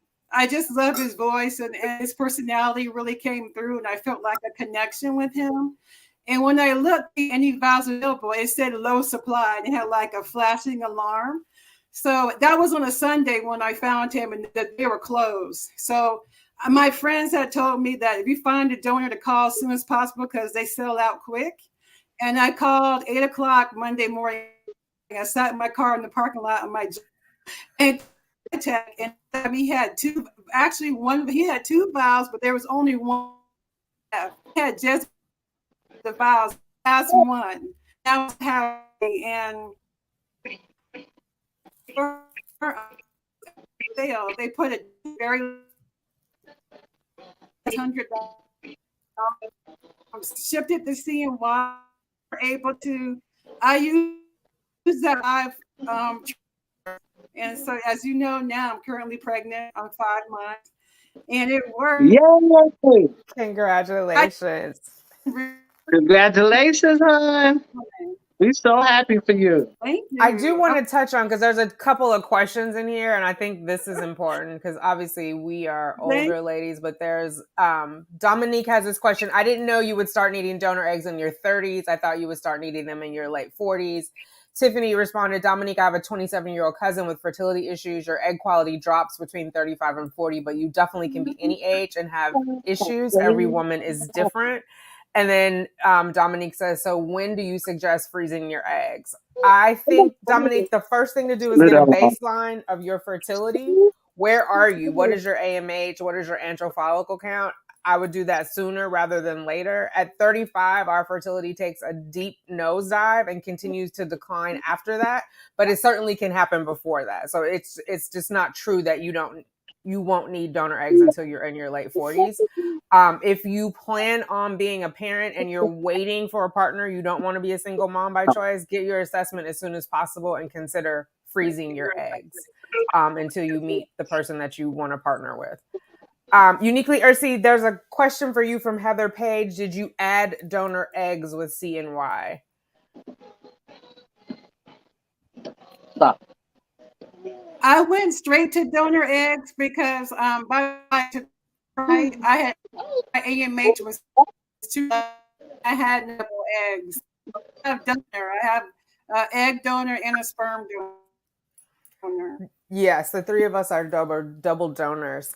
So Stacy said, I looked into egg freezing and the chances of having a live birth was low. I was recommended to freeze embryos versus just eggs. So Stacy, I wonder in what year you were told that. 10 years ago, the vitrification process was very different and it was very unlikely that they could thaw the egg and then fertilize it.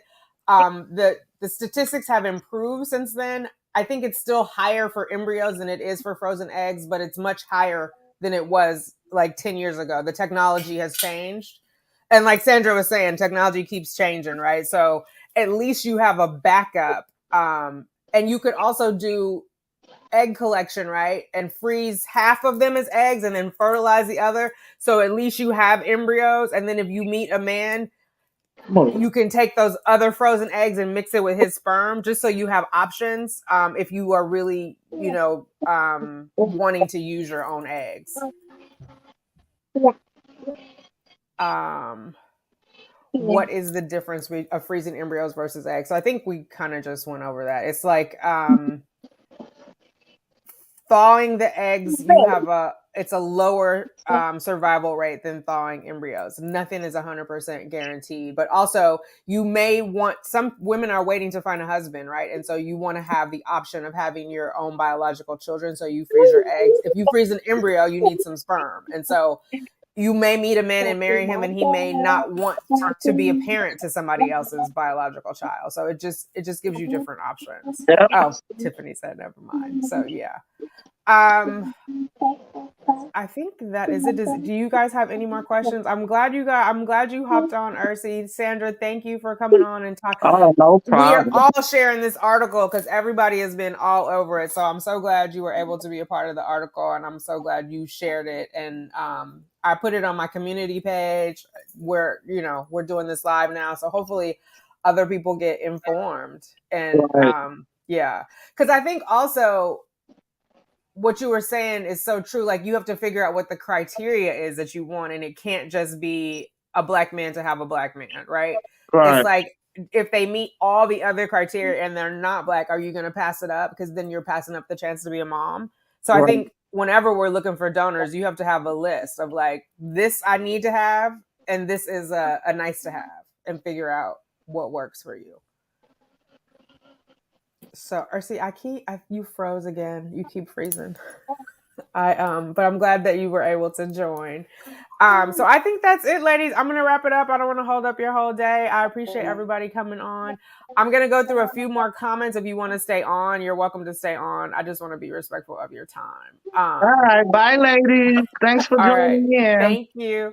Bye. So Lady Mel said, I'm advanced age 52 in the early stages of doing a donor egg cycle. I tried for over 10 years. Oh, wait, we did that one. Okay. Let me go down.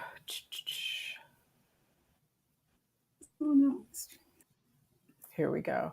It's quite awesome to know there are states that offer assistance or grant for reproductive technology. Yes, definitely research whatever state you are in and figure out what options there are. There are some states that have fertility benefits, like Sandra's from Illinois, hers does. I know California has, although I think it's limited. I think it's like 23 states that have some form of it.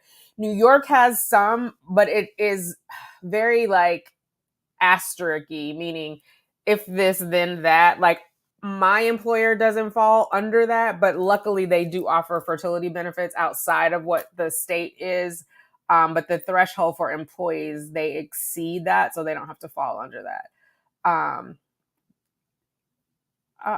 So they left, but I'm sure they are seeing your congratulations and thank yous. I'm flying to Barbados November 11th for my egg retrieval. Baby does to you, sis. Do you pay monthly to freeze eggs or embryos? You do. You do have a monthly fee. I pay $1,200 a year for the embryo storage. I don't know how much it is for egg storage. I don't imagine it's too different. And when I still was saving a vial of sperm, I paid California Cryobank lets you pay in 3-month increments. You can pay a year at a time, but they let you pay in 3 months. And then I finally let that go because I was just like, I'm paying for this storage, and I at that point had 10 embryos, so I wasn't sure that I needed to hold on to that sperm. Sending prayers and baby dust to Stacy for her, yes, for Barbados. November 11th is Veterans Day too. But I think you fly out early and then do your retrieval later, right? We are sending you baby dust and all the good juju and good vibes that we can muster. All right, everybody, I'm going to wrap it up. It is 1 o'clock. We've been on here for a minute. This was good information. If you haven't read the rest of the article, I highly, highly encourage you to read the article. If you're on the fence about, do I want to donor sperm? Do I want to wait for Mr. Right? Figure out where your fertility is so you have all your options. Research, like Sandra was saying, and just definitely get informed. You know what? Knowledge is power. Sandra was saying hers was $1,200 yearly too. Okay. So yeah. Sunshine said all 3 of us were instrumental in the TTC journey. 31 weeks pregnant with my rainbow baby. Congratulations. That's what I'm talking about. Let's get these babies, ladies. Yes. Stacy said, congrats. Is it cheaper to retrieve eggs in Barbados? And if so, how much? I'm going to close this out, but you guys can continue, not in the chat, but you can continue in the comments, because that is a good question. Is it cheaper to retrieve? I think there are pros and cons to wherever you retrieve, but I'll let somebody talk about it. Who is everybody's saying congratulations to Sunshine. Yes, yes. Baby is coming home soon too, 31 weeks. All right, ladies, I appreciate all of you for coming out, hanging on, and participating in the comments. If you're on the replay crew, drop a blue heart in the comments below. And with that, I bid you all adieu. I hope you have an amazing Sunday afternoon. Thank you.